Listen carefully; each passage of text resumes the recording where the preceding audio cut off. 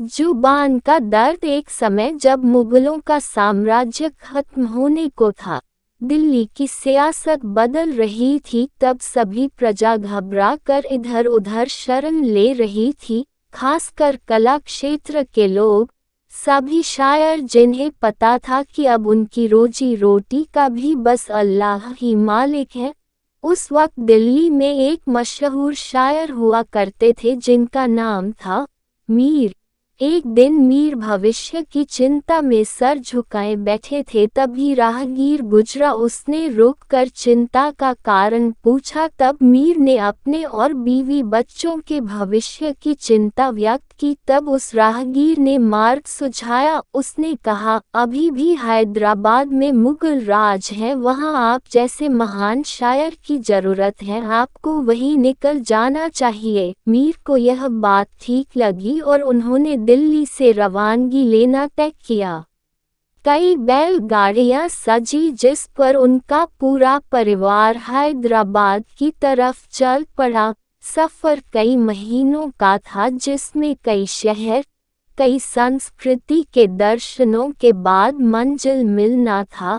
आज का वक्त नहीं जो मिनटों में उड़ान भर कर दूरियां मिटा दे। मीर भी उस सफ़र पर निकल पड़े। कई जगहों पर रुकते हुए वे आगे बढ़ रहे थे। कुछ दिनों के सफ़र के बाद उनकी पोती ने उनसे बिगड़ी हुई उर्दू में कुछ बातें कही, जिससे मीर स्तब्ध रह गए। उन्हें एहसास हुआ कई संस्कृति और भाषा के मेल से उनकी पोती की भाषा बिगड़ गई है।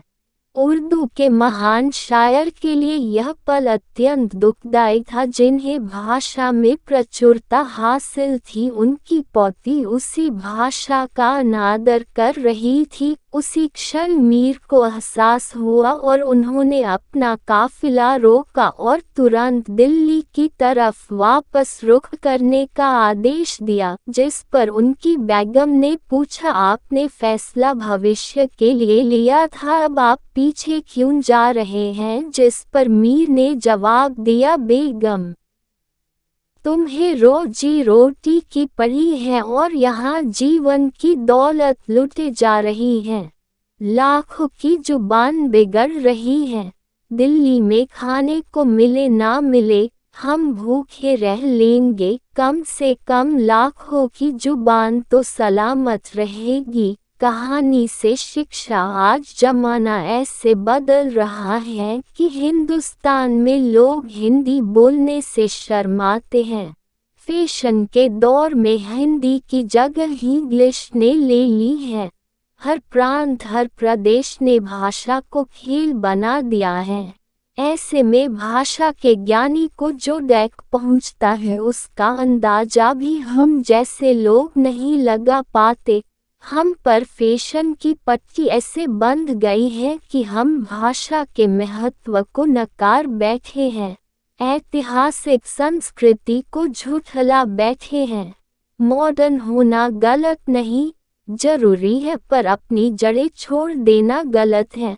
अगर हम ऐसे ही पुराने संस्कारों को भूलते रहेंगे तो हमारी नींव कमज़ोर हो जाएगी और हमारा पतन हो जाएगा। जिस प्रकार एक वृद्ध पेड़ अपनी जड़ों का साथ छोड़ देता है, वो एक दिन अपने अस्तित्व को खत्म कर देता है। आशा करती हूँ कि छोटी सी कहानी आपको बहुत पसंद आई होगी। इस कहानी पर आपकी क्या राय है, हमें कमेंट करके ज़रूर बताइए। कहानी पसंद आई हो तो लाइक और शेयर करना मत भूलिए। चैनल पर नए हो तो चैनल को सब्सक्राइब जरूर कीजिए। कहानी सुनने के लिए आप सबका बहुत बहुत धन्यवाद।